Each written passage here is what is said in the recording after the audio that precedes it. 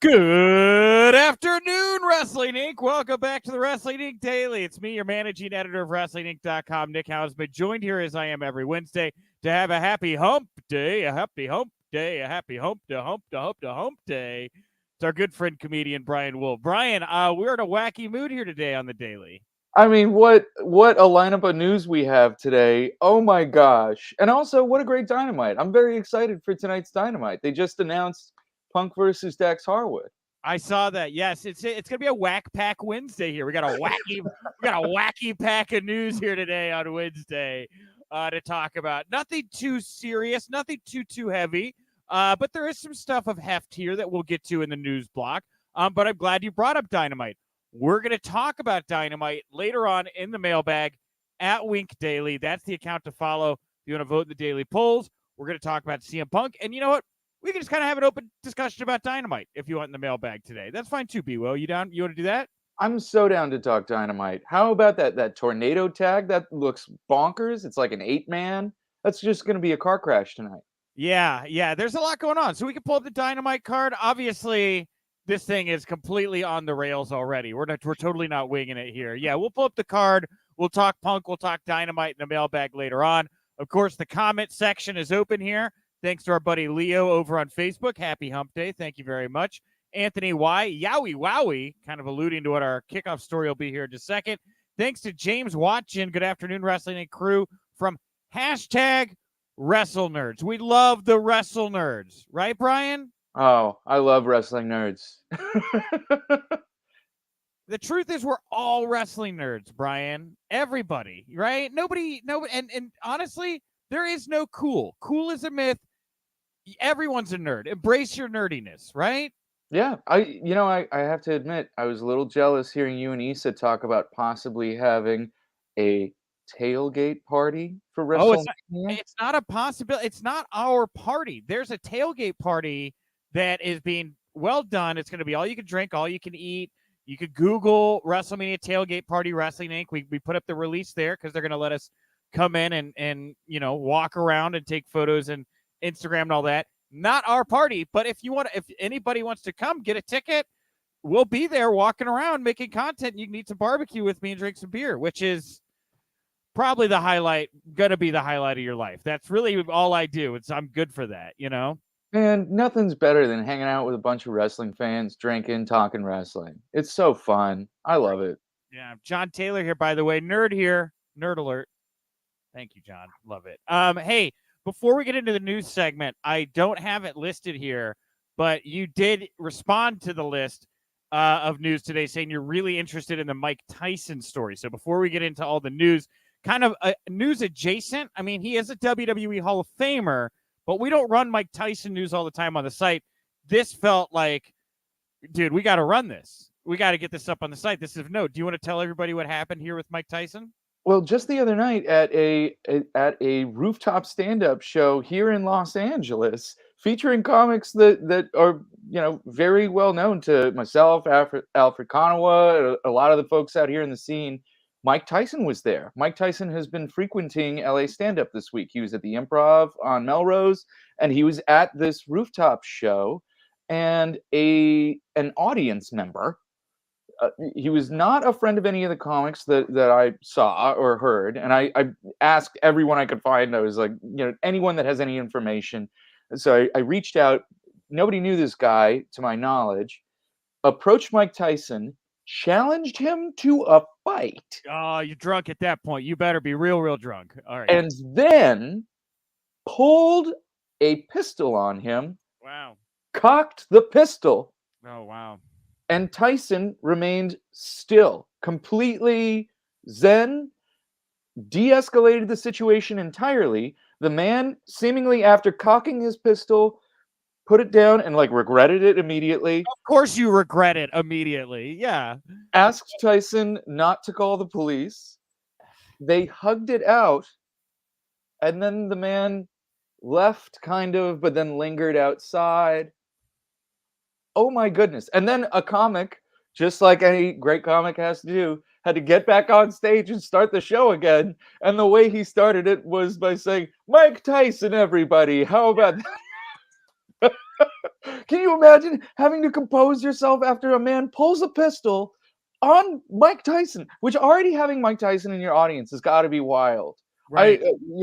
I don't know. I mean, I would be excited, but I'd also be a little intimidated. He seems like he likes a good joke. He does mushrooms with Logan Paul and stuff. I was reading. He seems like he likes a good laugh. Yeah. He is a very good sport now. But man, I don't know, it'd be a lot of pressure. And then to see someone challenge him to a fight, pull a gun on him. Oh my God. You can Wow. see this on TMZ. Somebody actually captured the entire video of, What? of the whole incident. I didn't see You the can, video of it. Oh wow. you can see the whole incident. Wow. And TMZ did a good job of putting like an arrow in so you can see where the pistol is. You can hear it cock. The iPhone is amazing. It really records everything. And man, it's all there.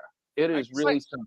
I like just like Mike Tyson looking at this guy like, dude, you know, if you shoot me, I'm going to kill you, right? Like these are more powerful and scary than that thing you're holding in your hand right now. And the guy's just like, damn it. What have I gotten myself into here? Wow.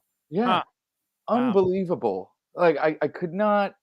You guys can see this on TMZ. It's linked through Wrestling Inc. So if you're already on Wrestling Inc., just go through our thing and you can click on it and it'll take you to the video. It is amazing. And you know, it shows again like what these superstars have to go through with folks in the public just approaching them. You know, like it's tough after we get a couple of beverages. You want to say something to your favorite superstar, but my God, please.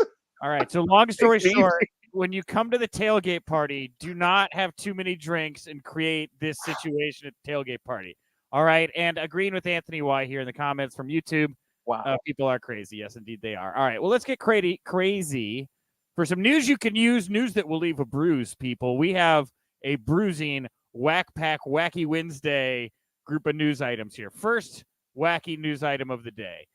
Reddit user WWE Games modder Pepsi Guy 2 has revealed a storyline that was part of the cut content from 2K22 featuring Dana Brooke joining Bray Wyatt and being possessed by the Fiend. Brooke would have then become the Fiend in the female My Career mode. Dana Brooke as the Fiend ended up going against Alexa Bliss, who was billed as Wyatt's former associate in the storyline. The storyline included a Hell in a Cell match between Bliss and the Shield, and apparently an elimination chamber of horrors. Bray Wyatt has clarified on Twitter this was only a storyline intended for the game. It was not intended to be brought to TV. But man, people have gone nuts over this. A lot of interest around this Fiend storyline. What do you make of that, Brian? At first, I thought it was a typo. I thought it was like a Shield thing, and that's what made me really click on it. And then I saw, no, it's the Fiend. Yeah, the Fiend. I'm kind of bummed, right? Like, why didn't we stretch Dana Brooke's character a little bit more, right? Kind of running back some stuff right now. Happy for it. Getting a great run right now. But, like, the Fiend. Let's go there. I'm for it. I don't care. Yes, and. Oh, man. I feel like there's something better than that. That's pretty bonkers, but it's a video game. Whatever, you know? Man. And, like, it goes to show you, too, like, how, like, all those cuts and stuff, and thank God it's, like, slowed down, right? But they were coming a mile a minute there. And, like, how quickly NXT, or not NXT, 2K22 had to pivot around all of these just random, they'd spent a ton of time on this. Like what he put out there, it shows stuff. This is not stuff that comes together easily. Like this is hundreds of hours spent on this kinds of stuff. And yeah, as John Taylor says here, bonkers completely. LOL, complete bonkers. I would imagine the entire 2K22 team has developed some sort of drinking habit or eating disorder through all of this because the stress from this had to be insane. Oh yeah. The amount of changes WWE had throughout the construction of this video game, and not for necessarily helping anything. It was just only detrimental to the construction of this game. I have only seen clips. I'm not really a video game person unless it's like a fun game, a Mario Party after like some beers. Are you a gamer? Have you played the new 2K yet or no? Oh man, you and I don't have time to do that. Yeah, I don't know when I would do it. You know, Uh, I would do it if I had travel more. Like, I understand the wrestlers that do it because, like, you know, when you're traveling, you got that time in the hotel.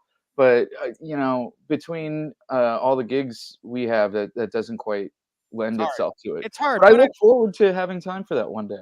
I just want to know, like, maybe I should play it just so I know if it's like really good or not, following like how bad the last one was notoriously. Because like all the clips that I'm seeing on my tweets are just still like glitches, and I can't tell if they're like infrequent. Like, are people burying the game? Is the game actually kind of good?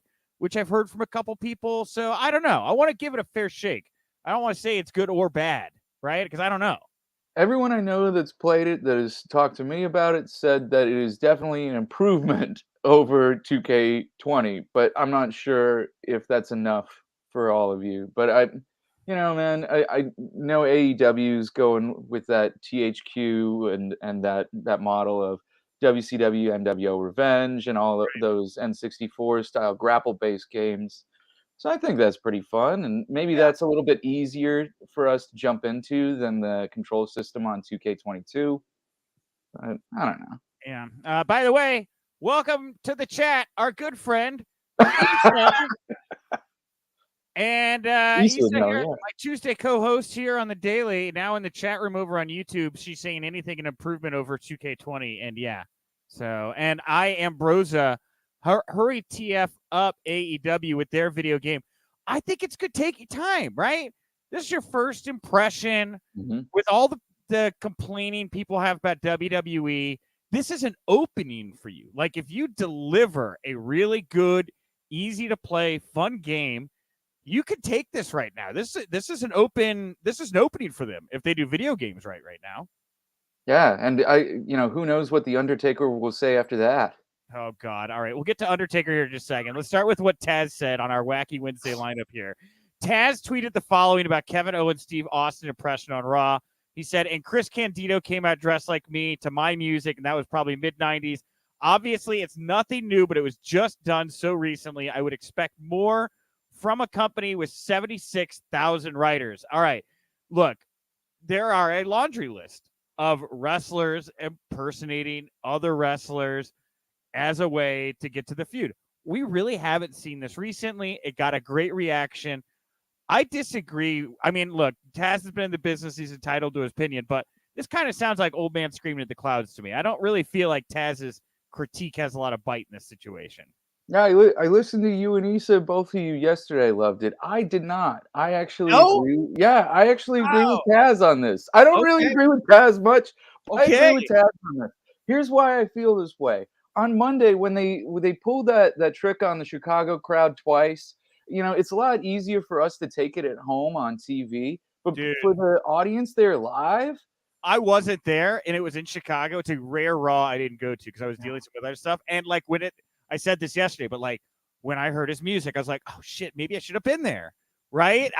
Steve Austin's return, and by the end of that segment, I was like, I am so glad I am not there right now, and I am on my couch with my dog right now, so happy, right? I do agree with that.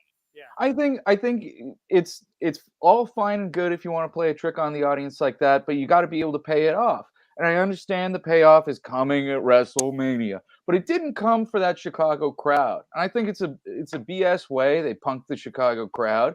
yeah. And you know, I know they tried to deliver with Seth Rollins and AJ Styles, but that didn't even give them a clean finish. So I thought it was lame. I thought it's there's so many other creative ways you could get heat for this. And I just think I agree with Tess. I think it's been done so much.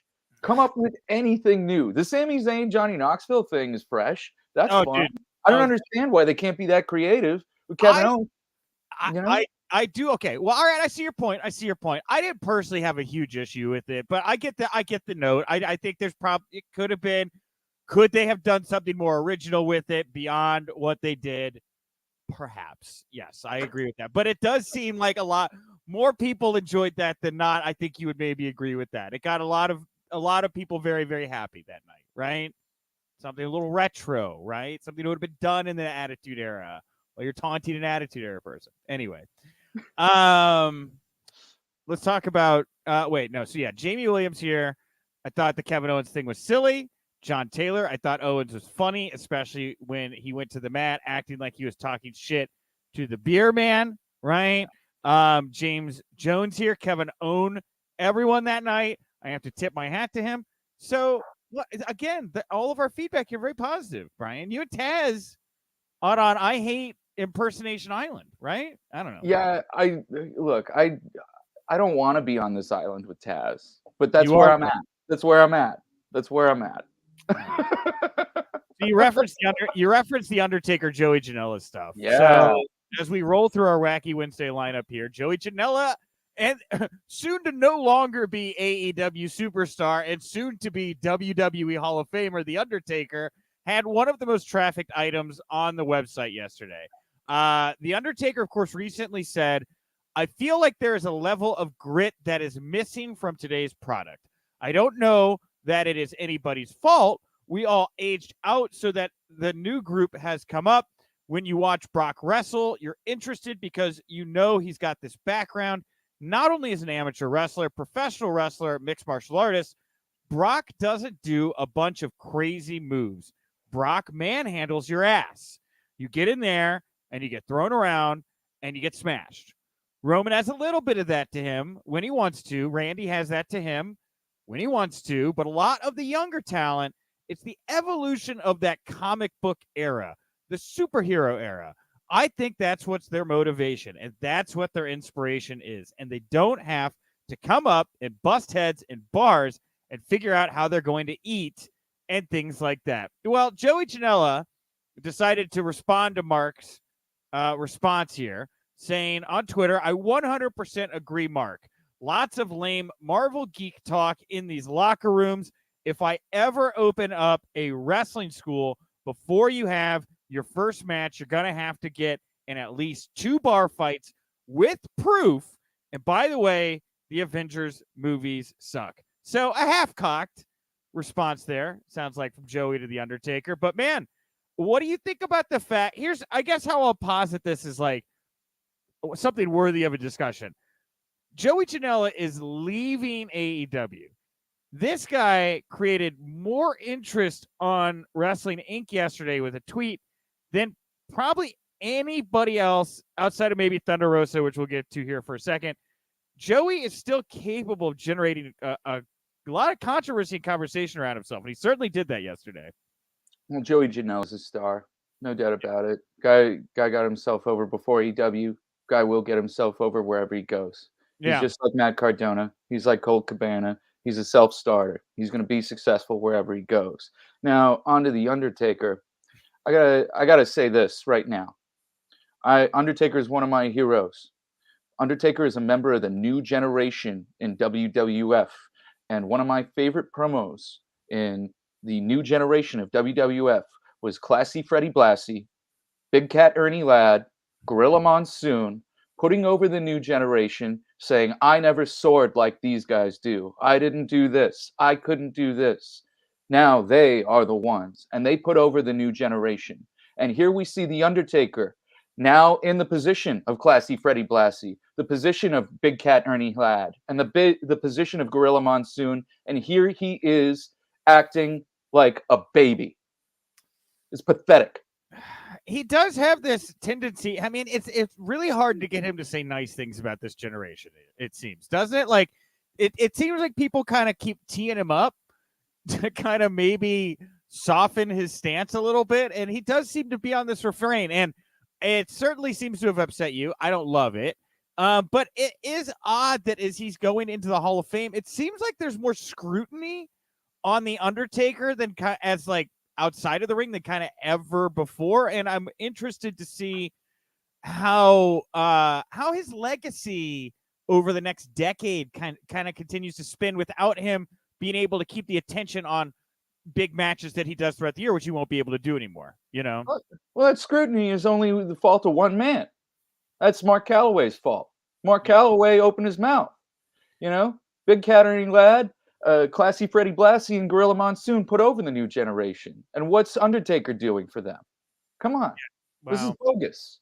He'll probably say bogus. He'll probably say something nice about Braun Breaker at Hall of Fame, and then that makes it okay, right? I'm waiting. I'm waiting. I'll welcome him with open arms when it happens. But Scott's kid. Yeah, that Scott's kid, right? He looks like somebody I came up with, so he's fine, right? Scott's kid. I want to respond to this. Anthony Y, you said Undertaker is old school, respect the legend. Well, what is Classy Freddie Blassie? What is Gorilla Monsoon? And what is Big Cat Ernie Ladd? Who are they? I'm sorry. I believe they came before Undertaker, and they were able to put over the young people. Yeah. So can he grow up? Can he grow up and be a man and put over young people and realize it's time to step aside? And maybe not everything is the same, you know? And Classy Freddie Blassie didn't wear his Thin Blue Line T-shirt in his promos. He wore his Freddie Blassie Sparkle thing. So you wanna do that nonsense? You're gonna invite some people criticizing you. A couple comments here. First, Azelle agrees with you. We have Jamie Williams saying Brian speaks the truth, and then Pumpkin Bomb over on Twitch saying, I just watched Try Guys and I saw Brian there. So, I was there. Thank you for watching. I'm sorry to be all proudy about Undertaker. What a great pivot. Thanks, Pumpkin. Thank you, Pumpkin. I'm sorry I get frowny, but I'm so disappointed, you know. And I think about those old promos with the old timers putting over the new generation, because it was a hard transition leaving Hogan and Macho, going to the new generation, and the old timers stepped up. And right now there's a hard transition time, and Undertaker is not stepping up. Right. And I don't get it. I'd like to put over AJ Styles, that young up and comer. How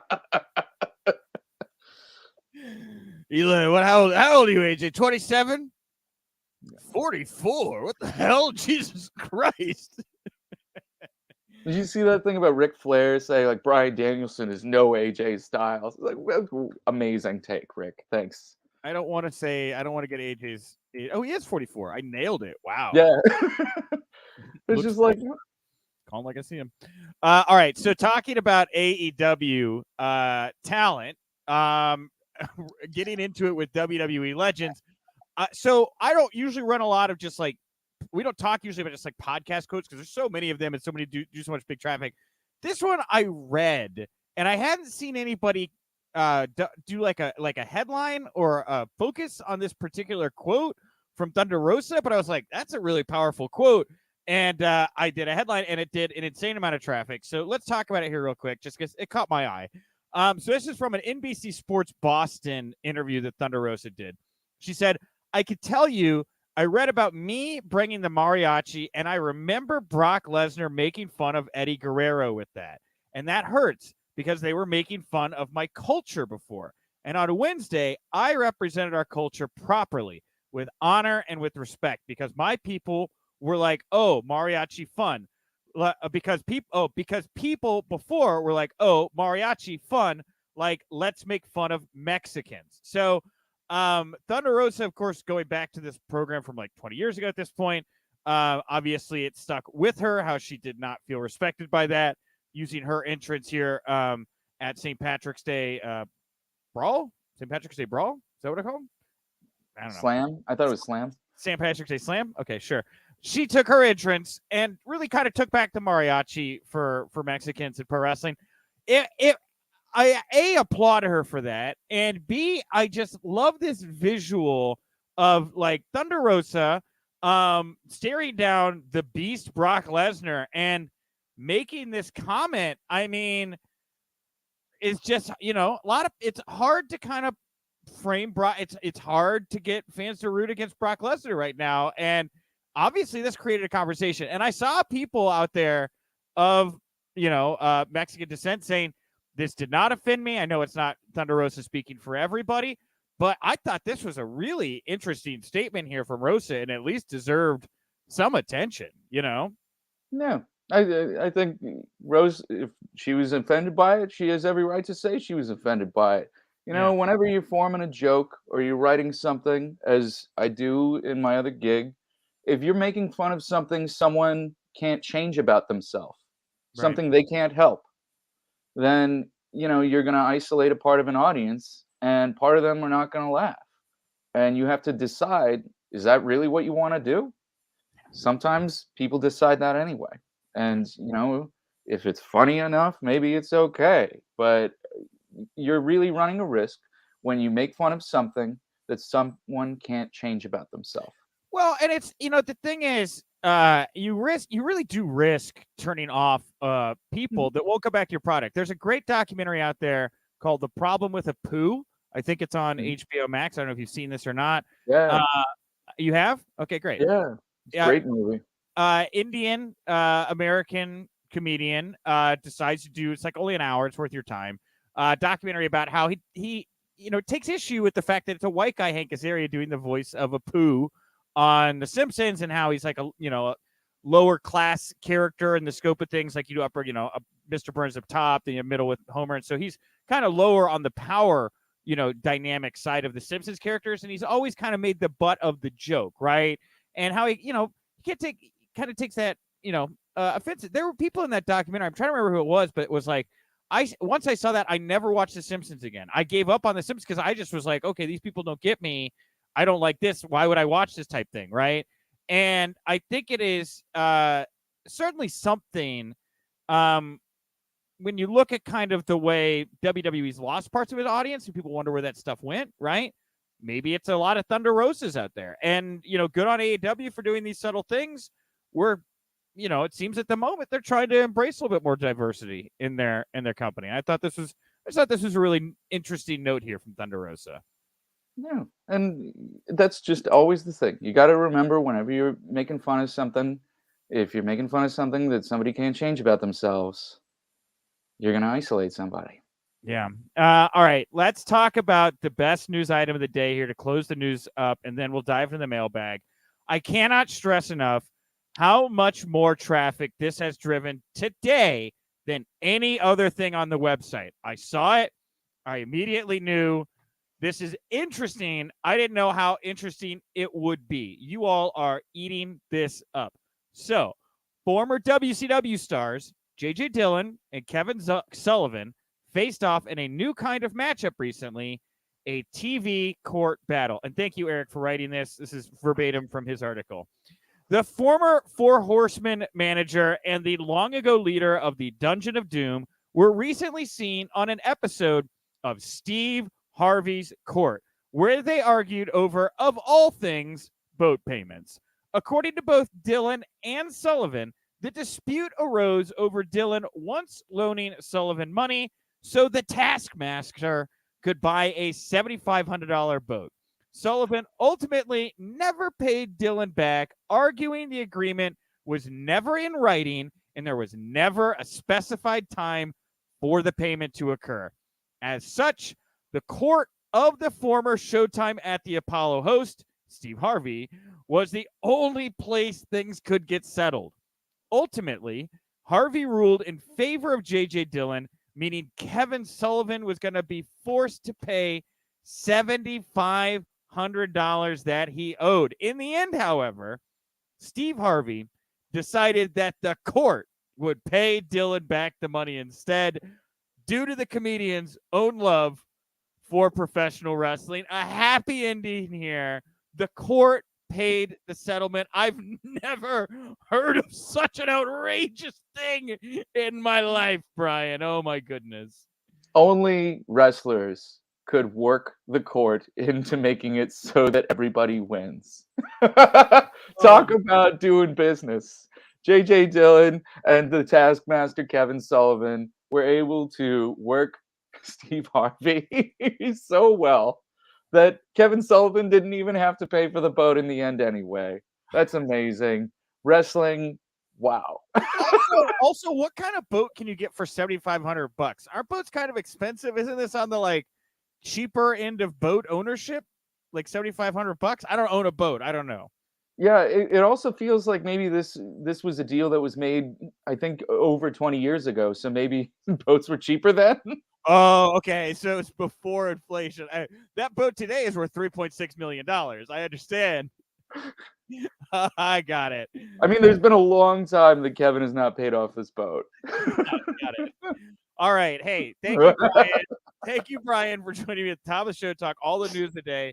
Thank you to all of the wonderful people that have jumped into the comments section on Facebook, YouTube, even Twitch here to talk along with the news today. We're going to dive into the mailbag now at Wink Daily. That's the account to follow if you want to vote in the daily poll. CM Punk is returning to AEW tonight for the first time since Revolution. And I ask you all, now that it looks like the MJF feud has come to an end, which it may not be, but if it is, who do you want to see Punk feud with next in AEW? This is a very tight race here. About 250 votes in just the last hour. 38.6% Hangman Page for the title. But right behind that, less than a percentage, 37.8% Adam Cole. Then at 15.4%, Ring of Honor World Champion Jonathan Gresham, who is campaigning for this match right now. And then lastly at 8.3%, other write-in, which we can get to here in just a second. Where do you think, before we get to some other Dynamite thoughts, we can run a couple minutes over here, that's fine. But before we get to other Dynamite thoughts, what do you want to see next for CM Punk right now? What's in the cards for you? I feel like Hangman Page is the next step. Yeah. You had such a great feud with MJF. It seems like the next logical step is Hangman. Because also, what's Hangman have left to conquer, right?